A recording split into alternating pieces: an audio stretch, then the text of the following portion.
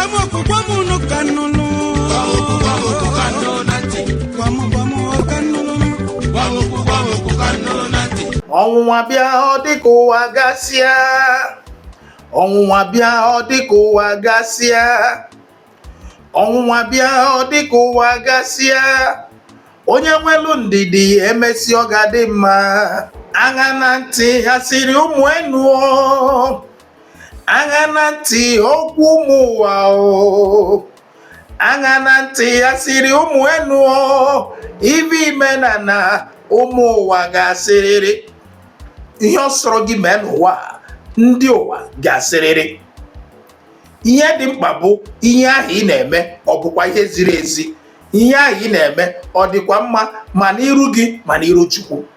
Ọ bụrụ ma ụmụ ụwa ga-asị, ha ga-asịrịrị. Eburula mbata na agbagwa m okwu nke ụbọchị taa gị na onye nke gị Orinni nwa nke izi nna ya Ojemba Gaddafi ya ewutalụ na ikekwe dịka ụbọchị ole ma ole gara aga ugbo ọ na-afụbeghị m, mana echetakwara m na tupu m jebe ya bụ njem agbakwara m ya bụ ọkwa na ana m eje lokeshọn. Emego m ka emerimeri m ụlọ mara na anọ m na Nollywood na Nigeria na anyị na-aga lokeshọn gị ga-arụ ọrụ. Ụnụ makwa na a na-asị na ihe ghere ọrụ bụ ọrụ. O ji bụrụ na anaghị anọ ofu ebe ekiri mmanwụ mbugharị ka eji ere mbe. Onye ara ji wee gwa gị na ọ dị ya nga tinyekwara egwu ya na-agba n'ahịa. Nwanne obodo bụ igwe, ndị nọ n'ime ya gbaa ya ọgụ, a ga na-agba mbọ. Nwoke ezu ike, mana ka ọ dị ugbu a echiyatala m. Imerime ihe ka ihe emene na mkpụrụ ụbọchị ole ma ole a. Ihe ukwu eme n'ụbọchị ahịa ukwu, mana ka o si na dị o nweghị ihe anya hụrụ wee gba ọbara. Ihe ọ sọkwara ndị iro mee ndị Igbo. Otu ihe dụrụ m anya bụ kama Igbo ga-anwụ anwụ anyị efuo. Kama anyị ga-anwụ anwụ anyị efuo. Tupu onye nwụrụ anwụ na-alụlụ ụwa, onye aha furu efu achọtala ya. O nweghị ihe mkpụrụ ụka mere ọnụchi. Ihe ọ sọrọ ndị a mee anyị bụ Igbo, ha echefue na shi nọ n'otule nọ n'ụlọ ya, na onye nyụrụ shi na-agbacha otule ọ wure nna shi. Ndị echefue na anya pịrị apịa lakpụrụ n'ime isi. Ndị a echefue na ji dere ede denye na mmiri ọkụ. Mana otu ihe dụrụ m anya bụ etere ụgba etere azụ eze fọgodi otu a ga na-ata atụ. Etu ọ sọrọ ha mee obodo a, Igbo ga na-aga n'ihu. Ihe ọ sọrọ si mee anyị bụ Igbo. O nwere ike mgbe ha na-eche na a na-egbu ndị Igbo egbu, mgbe ha na-eche na a na-emegide ndị Igbo, mgbe ha na-eche na ha na-aghọrị ndị Igbo, ha amaghị na ihe ha na-eme bụ gịnị onwe ha ka ha na-eme. Ihe niile a ekwere a na-eme ndị Igbo, ihe ọ pụtara bụ gịnị? Egwu a m ga-akụpụtara gị ugbu a. Ọrịa ahụ yiri dibịa ọgwụgwọ. Ọrịa ahụ yiri dibịa ọgwụgwọ. Now wetin be the name of that sickness we don introduce to plenty doctors, still yet no result? Jigsimur, e go treat am one hand. Na before dem talk say some sickness na obiri na chocha, but now obiri na Jigsimur. Whether na cancer o, fibroid o, stroke o, or you be man, your King James no dey respond well. No worry yourself. Make you use Jigsimur natural product because e no dey fear any sickness at all. No let that yeye sickness send you to early grave.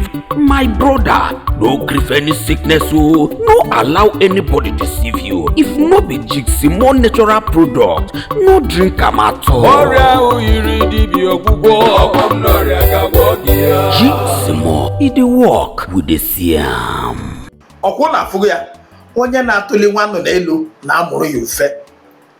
Ihe ọ sọrọ gị mee ide mmiri aghaghị iso okporo ụkwụ ya. Ihe ọ sọrọ gị mee aka enweghị ike ikpuchi ọnwa. Igbo anyị bụ ọnwa, aka ha enweghị ike ikpuchi anyị.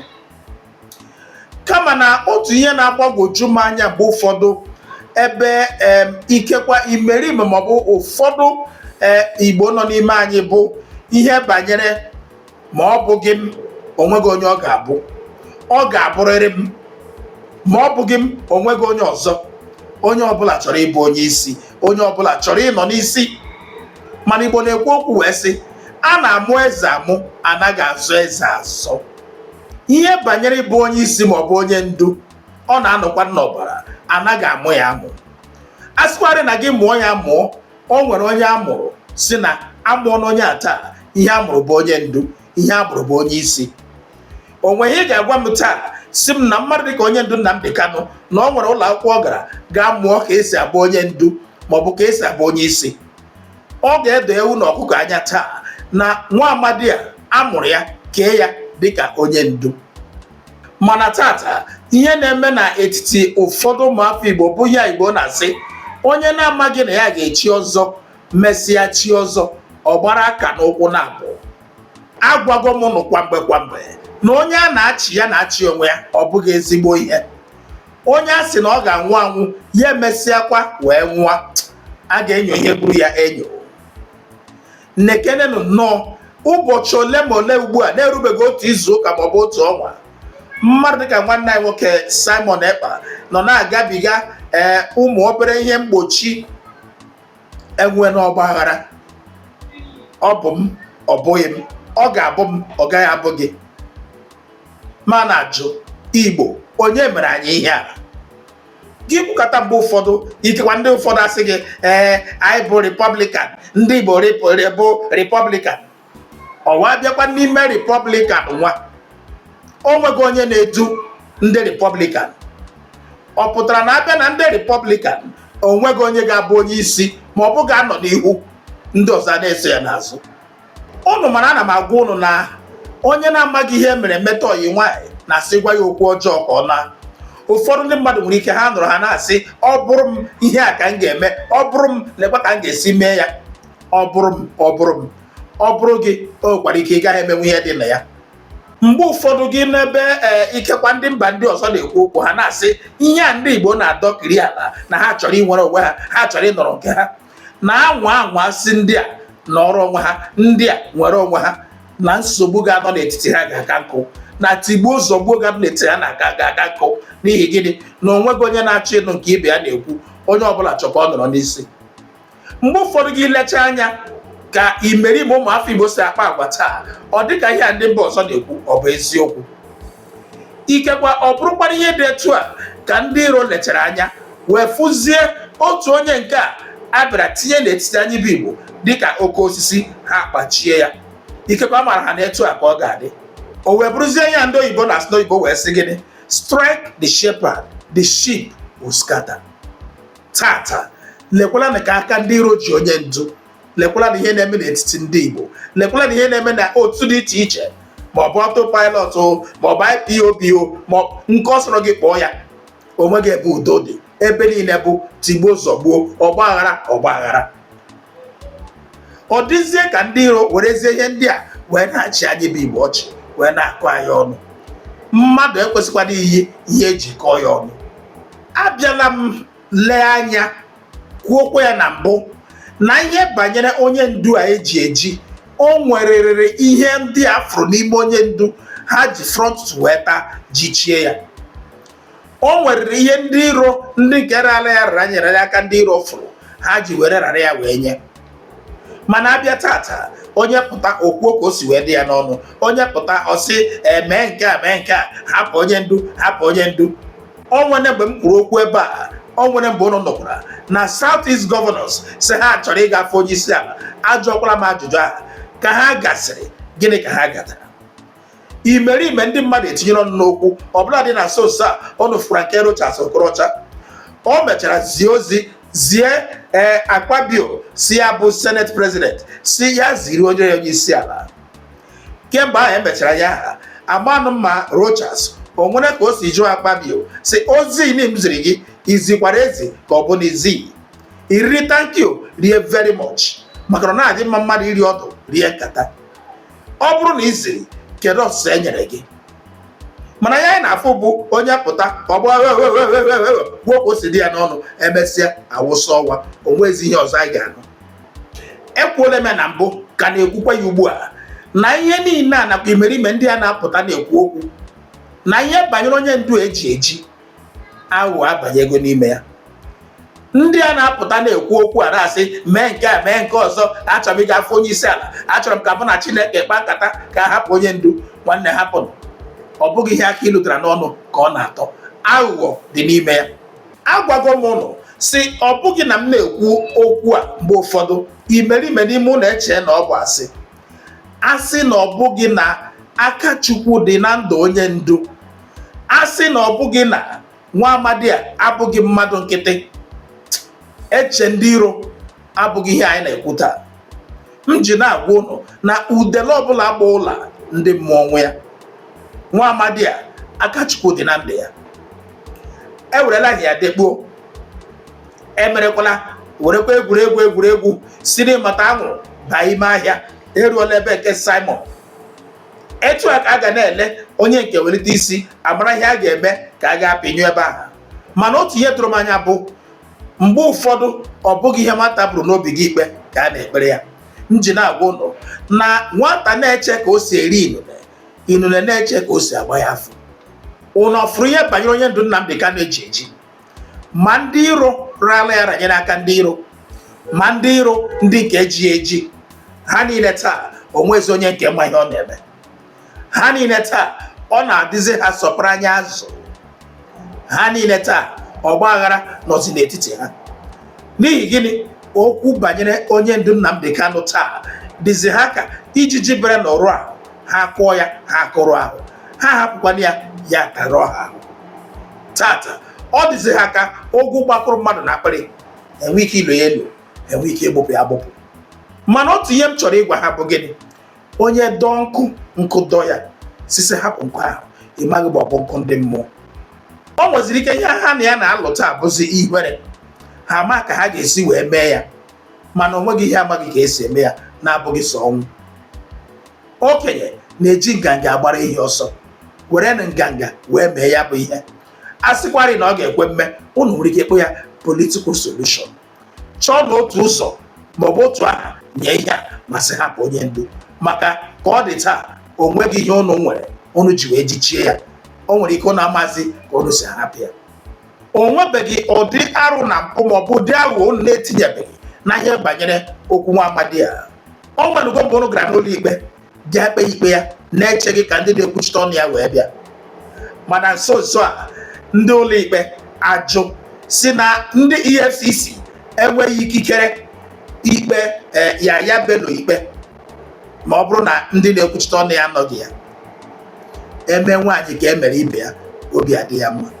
Tata onye kwuo asịgide ya gbuo, onye kwuo ewere ya jikpuo. Ka a na-eji na federal, ka a na-eji na steeti, aga n'Imo Hope a na-eji, aga n'Enugu Mba na-eji, aga na Ebonyi Nwifuru a na-eji, abịakwa na federal a na-eji. Mana otu ebe anyị na a na-ejikọlata ndị Igbo ihe a na-achịkwa onye ukwu na onye nta, abịakwa ị na-afụkwa ka kọtụ n'obodo a na grant criminals ndị mere arụ na mpụ na grant ha bail. Ọ na-afụ ka a na-asị na a na-eme pardon na-enye ndị repented Boko Haram, emesịa ewere ha wụba n'uwe ojii, were ha wụba nke ndị amị, awụbacha ha ebe ahụ, achinye ha akwa ya kụrụjuo ha niile ya laa ala Igbo. Ọrịa ahụ yiri dibịa ọgwụgwọ, ọrịa ahụ yiri dibịa ọgwụgwọ. Now wetin be the name of that sickness wey don introduce you to plenty doctors, still yet no result? Jigsimur, e go treat am one hand. Na before dem talk say some sickness na obirinajaọcha, but now obirina Jigsimur, whether na cancer o, fibroid o, stroke o, or you be man, your King James no dey respond well. No worry yourself, make you use Jigsimur natural product because e no dey fear any sickness at all. No let that yeye sickness send you to early grave. My brother, no grief any sickness o. No allow anybody deceive you. If no be Jigsimur natural product, no drink am at all. Ọrịa ahụ yiri dibịa ọgwụgwọ. Jigsimur, e dey work, we dey see am. Emekatala ndị a niile kọtụ na granti bail, a granti pardon, ọbụladị ndị isi ndị amị etie bewu wee sị ihe unu na-eme bụkwa nke ahụ ka unu na-akpa. Ihe unu na-eme bụ agha ka unu na-ebuso. Anyị nwa bụ ndị oji egbachi, anyị nwa bụ ndị agha nke obodo a. Ihe unu na-eme na-enye anyị nsogbu. Mana otu kọtụ aha bụkwa ndị ga-ele ndị nke si ha bụ ndị IPOB na-ejegharị nọ kpọrọ ha kpọchie. Lezie ndị nke buru egbe na mma gbuo ndị mmadụ, gbuo egbulegbu, mee mkpamkpa dị iche iche, asa grantọla ha pardon, ha repentiala, ha echegharịala. Ndị IPOB bụ ndị na-anaghị echegharị. Nsogbu adịghị, menwe na ya onye kwere si mee ya, Igbo kwere si menwe ha etu a. Na-atụfughị oge ụnụ, o nwere obere ihe ndị m ga-egosi ụnụ ebe a taa. Ụnụ ga-anụrụ ajụjụ ọnụ agbara onye ndu nụ ebe onye na-agba ya ajụjụ ọnụ ya nwabụzi onye nụ na-akụziri onye aha ihe dịka onye nkụzi, onye nke aha nọzi na-ege ege. Ọ bụrụzi onye m na-agwa ụnụ na ọgụ egwu hụ onye ka ya agụ ya ekwebe. Ụnụ ga-afụ ya taa, nakwa ụmụ ihe ndị ọzọ m ga-egosi ụnụ. Na-atụfughị oge, kirie ya ka nchi ya azụ. Do you think this dream is realizable without a war? And are you prepared to fight another war? This dream can be realized without a war. And let me put it this way, as soon as the people, the various ethnic groups in Nigeria realize what Nigeria means to each and every ethnic group, they will subscribe to our position. So it is realizable without a war. Before the white man came, let me ask you this, because it's an interview, which means you can ask me questions and I can ask you. Before the white man came, was there any Nigeria? Before the white man came, did Nigeria exist? It's a simple question that I'm asking. Did Nigeria exist before? It didn't, no. Then why are African people, black people dying over something that they did not create? Did any Yoruba man create Nigeria? The answer is no. No Igbo man created Nigeria. No Hausa man did. No Fulani man did. No Kanu man did. No Jigsimur man did. When you come to Nigeria, it's always a debate about it is our turn. It is our turn. It is our turn to rule. Now there are over 250 main ethnic groups in Nigeria. If you keep rotating the presidency every 8 years to each and every ethnic group, times 8 by 250, how many years are you going to get? So some people will die many times over. They will reincarnate many times over. The presidency hasn't come to them. Nigeria is a joke and an absolute mess. It was not created by black people. Therefore, it cannot be sustained by black people. I want to see an Africa where a Yoruba nation, a Yoruba mega nation extends from Togo all the way to Edo State. That's what I want. Because that is authentic Africa. I don't know why Africans are so beholden to something that's alien to them. Are you a white man? The looker that created Nigeria is a white man.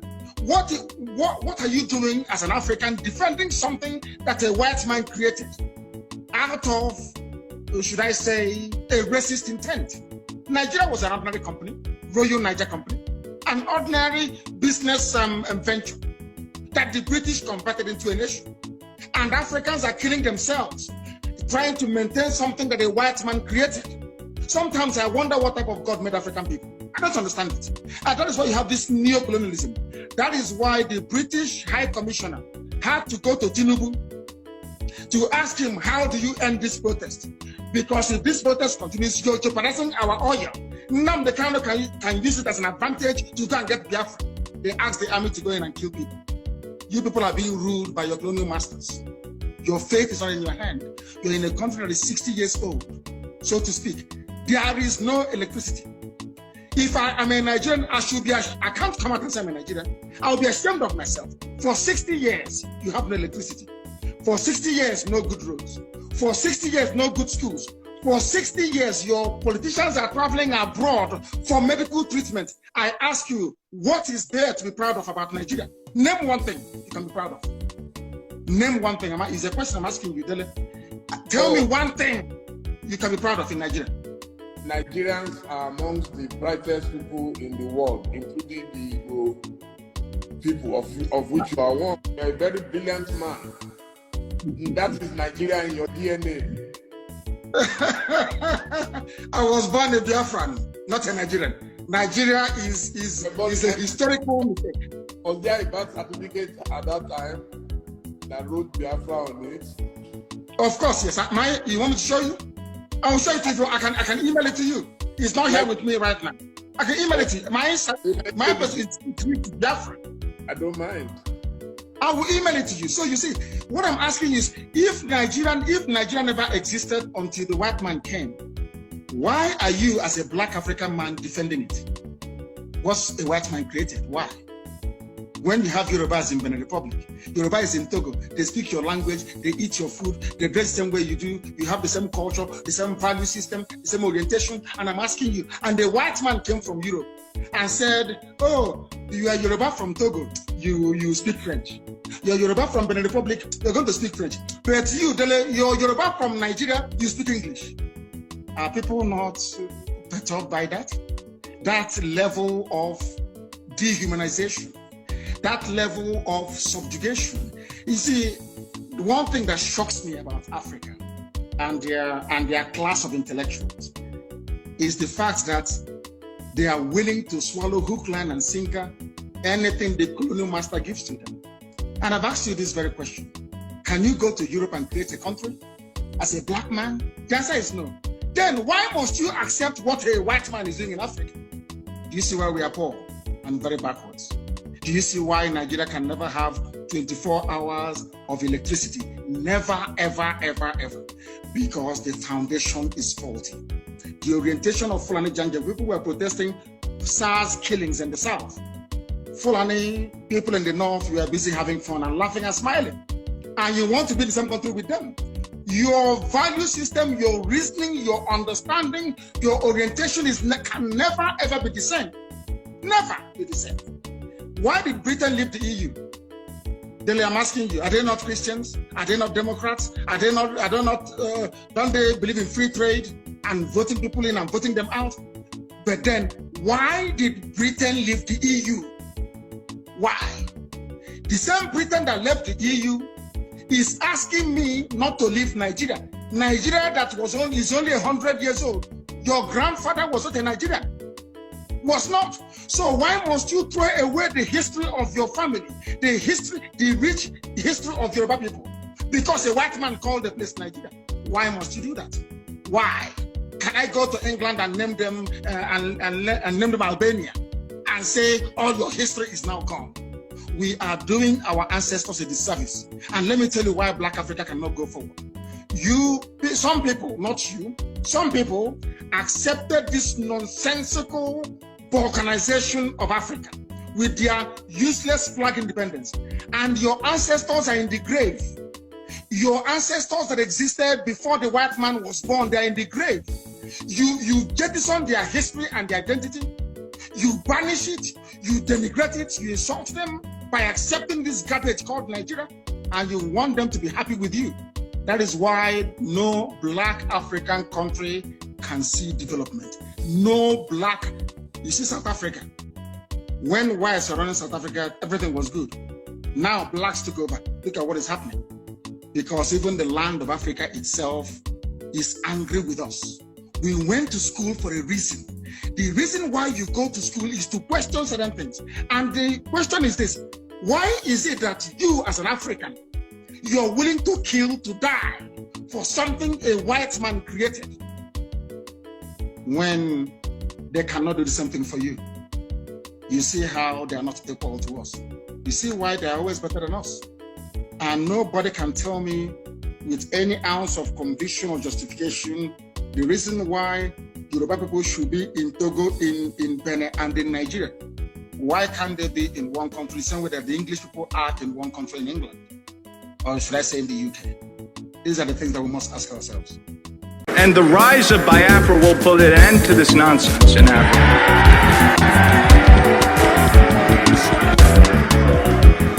As the Biafran government lobbies in Washington, D.C., I've taken the Biafran message, or we could even say the Biafran gospel, to the highest levels.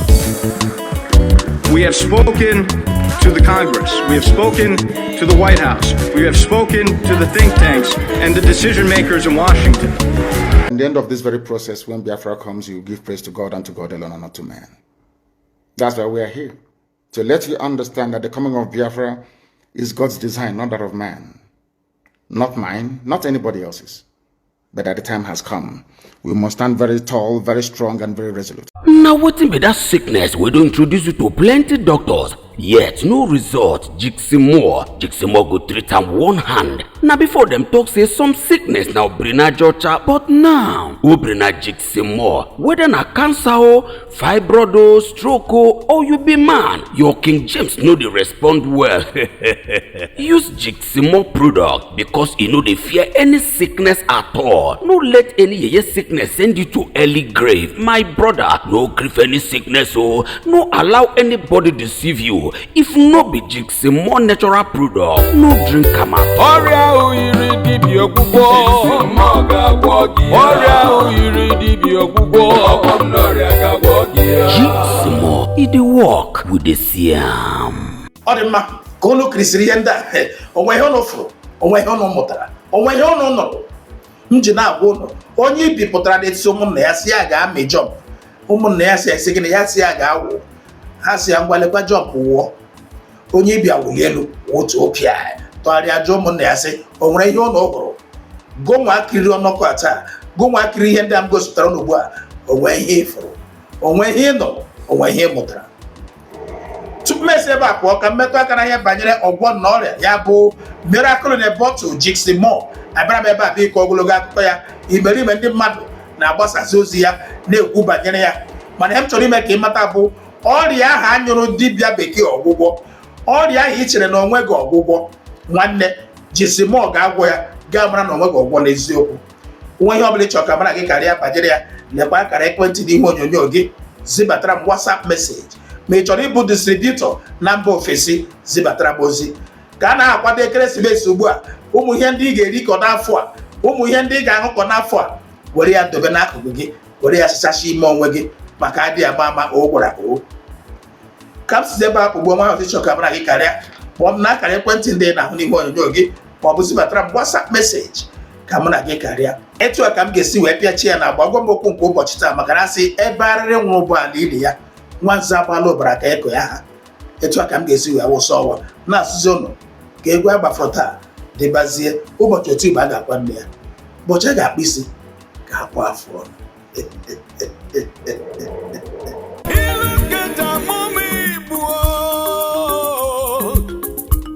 Ejiri mara ndị Igbo